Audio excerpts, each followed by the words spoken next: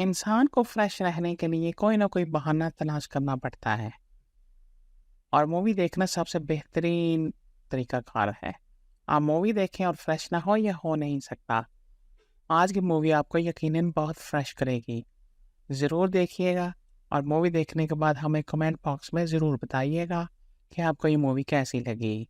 कहानी की शुरुआत में हम एक लड़की क्लोई को देखते हैं जिसको बैंक की तरफ से एक नोटिस मिलता है क्योंकि उन्होंने अपने घर का लोन नहीं भरा था। यानी कि जो पैसे इन्होंने घर बनाने के लिए बैंक से लिए थे वो वापस नहीं किए थे, इसलिए बैंक अब इनके घर को नीलाम करना चाहता था। क्लोई की मॉम पहले ही मर चुकी थी और उसके डैड की भी कुछ दिन पहले एक्सीडेंट की वजह से मौत हो गई थी, मगर बैंक इसके डैड के केस को ये बताकर पैसे नहीं देते कि जानबूझकर उन्होंने खुद अपनी जान ली है, इसीलिए वो इनको इंश्योरेंस के पैसे नहीं दे रहे थे। क्लोई की हालत बहुत खराब थी, यहाँ तक कि उसके कॉलेज की फीस जमा करवाने तक के उसके पास पैसे नहीं थे। वो बैंक में कॉल करके बात करने की कोशिश करती है मगर कोई भी बात सुनने को तैयार नहीं था। अब क्लोई अपने भाई को कॉल करती है और खुद से मिलने का कहती है। दूसरी तरफ हमें क्लोई का भाई और उसका दोस्त रॉस दिखाया जाता है जो पैसों की वजह से बहुत परेशान थे, इसलिए वो एक दुकान में चोरी करने का सोचते हैं। उनके पास एक प्लास्टिक की गन भी थी। अब जब रॉस गाड़ी से उतरकर चोरी करने दुकान के अंदर जा रहा था तो एक आदमी दुकान से निकलकर रॉस पर गन चला देता है जिससे वो वहीं पर गिर गया था। क्लोई का भाई जो गाड़ी में बैठा था वहाँ से डरकर गाड़ी लेकर भाग जाता है। क्लोई का भाई घर आ गया था और अपनी बहन को सारी बात बताता है। कहता है मैं बहुत बड़ी मुश्किल से निकलकर बाहर आया हूँ। क्लोई अपने भाई के जख्मों को ठीक करती है और पूछती है कि आखिर ये सब कुछ कैसे हुआ। वो बताता है तुम्हारे दोस्त रॉस की मौत हो गई है, हम दोनों एक दुकान में चोरी करने गए थे। क्लोई ये बात सुनकर एकदम से हैरान हो गई थी। कहती है व्हाट, रॉस क्या मर गया है वो? उसका भाई कहता है मेरे लिए कुछ भी आसान नहीं था, मैं बहुत बड़ी मुश्किल में फंस चुका हूँ। क्लोई का भाई उससे कहता है मुझे यकीन है तुम सब ठीक कर लोगी। वो कहती है मुझे सोचने दो, गाड़ी कहाँ पर है जिस पर रॉस और तुम चोरी करने गए थे? उसका भाई कहता है मैंने उस गाड़ी को जला दिया है, मुझे सिर्फ एक ही चीज बचा सकती है और वो है रॉस का मोबाइल। उसके फोन में हमने चोरी की सारी प्लानिंग की थी। उधर दूसरी तरफ उस क्राइम सीन पर पुलिस भी आ गई थी। उन्होंने रॉस की लाश को मुर्दा खाने में भिजवा दिया था। इधर क्लोई अपने भाई से कहती है क्या तुमने चोरी की प्लानिंग फोन में की थी? तुम जानते हो तुम्हारी उम्र कितनी है? सिर्फ 25 साल। अगर पुलिस ने उस फोन के जरिए तुम्हें ढूंढ लिया तो क्या होगा? वो तुम्हें पकड़कर ले जाएंगे। अब मुझे कुछ सोचने दो। क्लोई उस फोन को ढूंढने का प्लान बनाती है जो मुर्दा खाने में था क्योंकि पुलिस ने क्राइम सीन से लिए हुए सबूतों को मुर्दा खाने में भिजवा दिया था। क्लोई जो कि एक मेडिकल की स्टूडेंट थी इसीलिए वो पहले ही इन सब चीजों के बारे में जानती थी। वो अपने भाई को बताती है पहले रॉस की लाश को मुर्दा खाने में एक बॉक्स में रख दिया जाएगा और फिर उससे मिलने वाले सबूतों को वो लोग एक जगह पर रख देंगे और सुबह होते ही मेडिकल चेकअप के बाद उसकी लाश और सबूतों को पुलिस को दे दिया जाएगा। हमारे पास सिर्फ यही रात है, हमें कुछ ना कुछ करना होगा। ये दोनों पहले उस मुर्दा खाने की बिल्डिंग में जाने की कोशिश करते हैं मगर नहीं जा पाते। अब तभी क्लोई के भाई को एक लेडी याद आती है जिससे वो पहले नशा लिया करता था, जो एक क्लिनिक में काम करती थी। वो उससे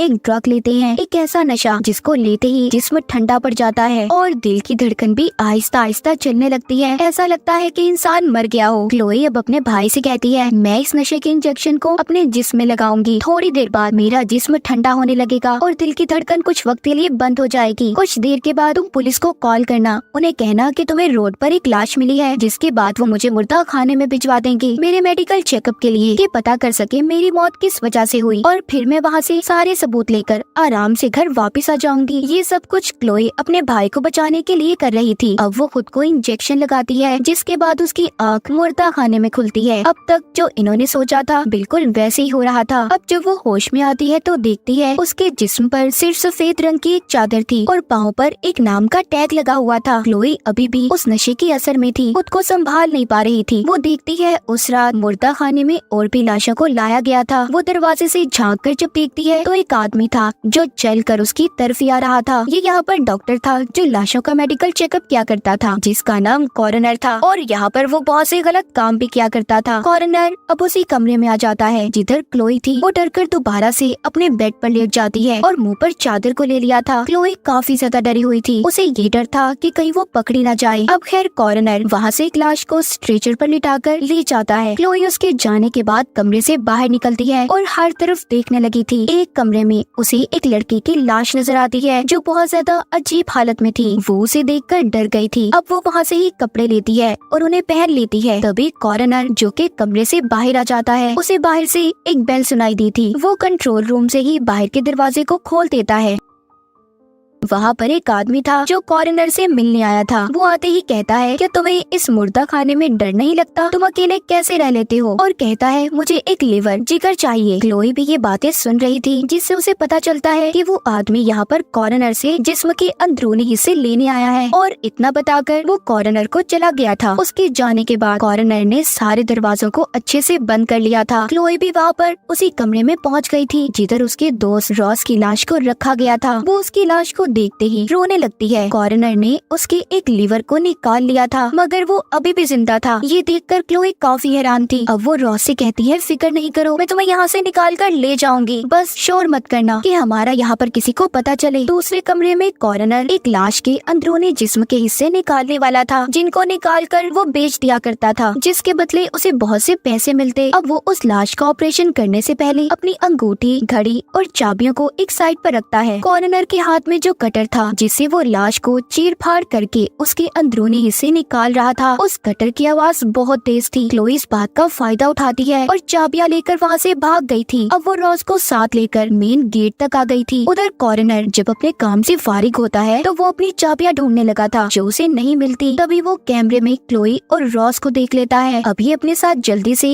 एक बेहोशी की जहरीली गैस को लेकर उनके पास आ गया था। उधर रॉस भी हिम्मत हार चुका था और क्लोई से कहता है, देखो मैं अब और नहीं चल सकता, मैं जानता हूँ मैं नहीं बचूंगा, तुम यहाँ से अकेली चली जाओ। तभी उधर कॉरिनर आ जाता है। उसने जहरीली गैस से दोनों को बेहोश कर दिया था। अब जब दोबारा से क्लोई को होश आता है तो वो बेड पर खुद को बंधा हुआ पाती है और साथ ही रॉस भी था जो अभी भी बेहोश होता है। यहाँ पर कॉरिनर भी था। क्लोई उससे कहती है, प्लीज हमें यहाँ से जाने दो। वो कहता है, लड़की तुमने क्या सोचा था? तुम यहाँ पर आओगी, अपने इस दोस्त को बचा कर ले जाओगी? ऐसा नहीं हो सकता। तुम लोग चोरियां करते हो, लोगों को तंग करना तुम्हारे लिए आम बात है। तुम अभी तो जिंदा मेरे किसी काम की नहीं, मगर हाँ मरने के बाद लाखों की हो जाओगी। मैं तुम्हारे जिस्म के सारे हिस्सों को बेच दूंगा, जिसके बदले मुझे बहुत से पैसे मिलेंगे। फिर तुम्हारे जिस्म के सारे हिस्से उन लोगों के काम आएंगे जिनको जिंदा रहने का हक है। अब कॉरिनर क्लोई की आंखों के सामने रॉस के जिस्म पर चाकू से कट लगाता है, जिसके बाद वो उसके लीवर को निकालने की कोशिश करता है। बहुत देर के बाद आखिर उसने अपना हाथ डालकर उसके लीवर को बाहर निकाल लिया था और एक शॉपर में रखकर साथ ही बड़े कूलर में रख देता है। ये सब कुछ अपनी आंखों के सामने देखकर क्लोई का दिल घबरा गया था। कॉरिनर के जाने के बाद वो खुद को खोलने की कोशिश करती है। वहाँ पर पड़े हुए कटर से उसने अपने हाथों की बेल्ट्स को खोल लिया था। कटर की आवाज बहुत तेज थी जो कॉरिनर तक भी पहुँच जाती है। अब जब जल्दी से वो देखने आता है तो उधर क्लोई नहीं थी, वो वहीं पर छुप गई थी। वो एक चाकू को लेकर क्लोई को यहाँ वहाँ ढूंढने लगता है। उधर क्लोई को लिक्विड नाइट्रोजन गैस का सिलेंडर मिला था, जिसको लेकर वो उस कमरे के पास जाती है जिधर सबूत रखे हुए थे। उसका लॉक तोड़कर वो अंदर आ गई थी। वो उस बॉक्स को भी ढूंढ लेती है जिसमें रॉस की सारी चीजें पड़ी थी, लेकिन तभी उधर कॉरिनर भी आ गया था, जिसको देखकर क्लोई वहीं पर छुप जाती है। कॉरिनर को उस बॉक्स से रॉस का फोन मिल जाता है। तभी उसके सामने क्लोई आ गई थी जो कॉरिनर के सामने गन करके कहती है कि ये फोन मुझे दे दो, जिस पर वो कहता है, ये गन असली नहीं है, इससे मुझे मत डराओ, हम कभी भी ऐसी असली गन को नहीं छोड़ते, या तो ये नकली है या फिर इसमें कोई गोली नहीं है। मगर तभी क्लोई उसकी आंख पर गोली का निशाना लगाती है जो प्लास्टिक की थी, जिसके बाद वो वहाँ से भाग गई थी। उधर कॉरिनर भी उसके पीछे था। कॉरिनर अब रॉस की लाश के पास जाता है और उसके फोन को चेहरे के आगे करता है, जिससे रॉस के मोबाइल का लॉक खुल गया था। इधर क्लोई भी भागते भागते बेसमेंट में पहुंच जाती है, जहां पर वो बहुत से मरीजों को देखती है जो जिंदा थे, मगर उनके जिस्म के कुछ हिस्से गायब थे। कॉरिनर ने इनको इसलिए जिंदा रखा था कि वो इनके जिस्म में से कोई भी अंदरूनी हिस्सा निकाल कर बेच देता था। इधर क्लोई को माइक से आवाज आती है जो कॉरिनर की आवाज थी। वो कह रहा था, अब मुझे समझ आई, तुम यहाँ पर अपने भाई को बचाने आई थी, मैंने सारी वीडियो देख ली है, अब तुम्हारे भाई को भी कोई नहीं बचा सकता। ये सुनकर क्लोई कॉरिनर की ऑफिस में जाती है और वहाँ से अपने भाई को कॉल करती है और कहती है कि शायद मैं यहाँ से जिंदा न निकल पाऊँ, पर तुम अपना ख्याल रखना। लेकिन कुछ देर के बाद वहाँ पर कॉरिनर आ गया था, जिसके साथ अब उसका डॉग भी था।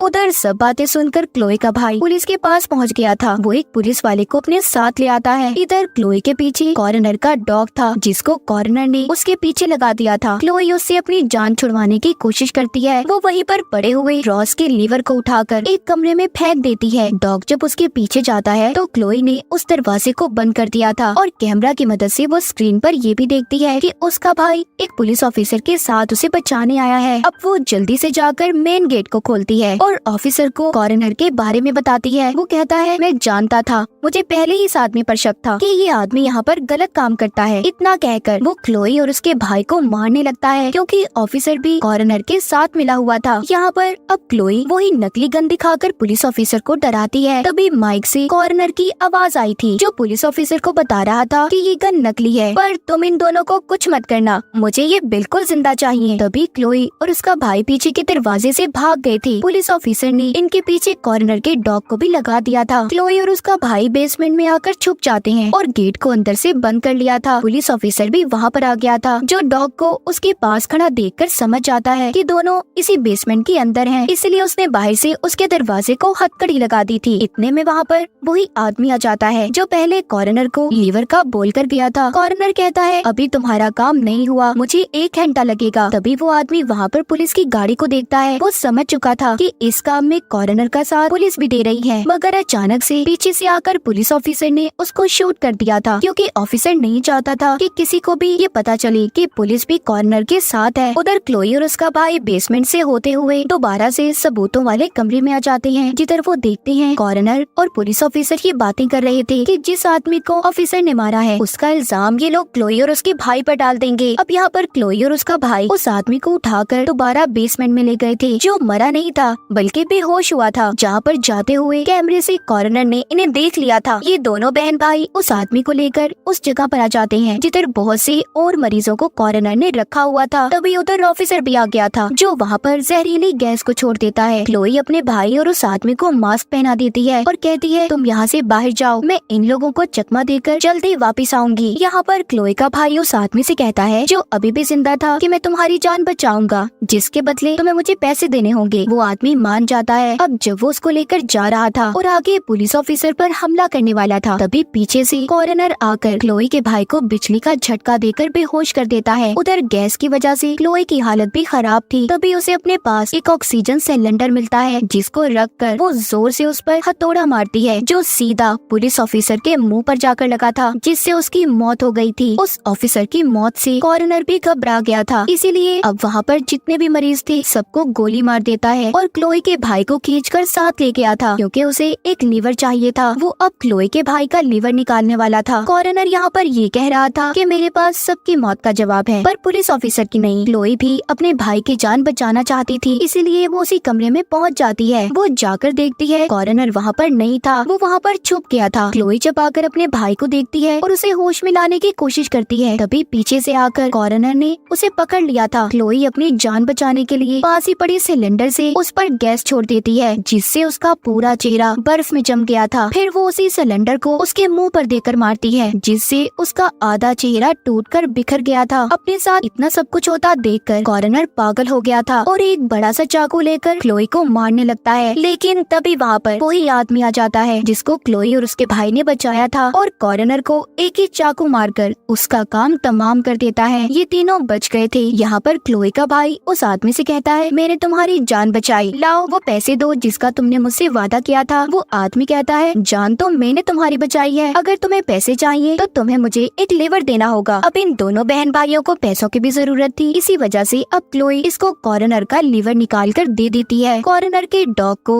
उन्होंने बिल्डिंग में ही बंद कर दिया था, जिसके बाद तीनों वहाँ से बाहर निकल जाते हैं। उस आदमी ने इनके अकाउंट में पैसे भी भेज दिए थे। क्लोई उस आदमी से कहती है तुम्हें डॉक्टर की जरूरत है। वो कहता है हाँ वहीं पर जा रहा हूँ, तुम चाहो तो तुम्हें लिफ्ट दे सकता हूँ। फिर ये दोनों बहन भाई उसकी गाड़ी में बैठकर सही सलामत यहाँ से बाहर निकल गए थे। अब अंदर बिल्डिंग में कोई भी जिंदा नहीं बचा था, कॉर्नर के डॉग के अलावा। उसका डॉग ही उसकी लाश को खा रहा था। क्लोई ने बहादुरी दिखाकर अपने भाई को बचा लिया था, पर दोस्त को ना बचा पाई। और इसी के साथ इस मूवी की कहानी यहीं पर खत्म हो जाती है।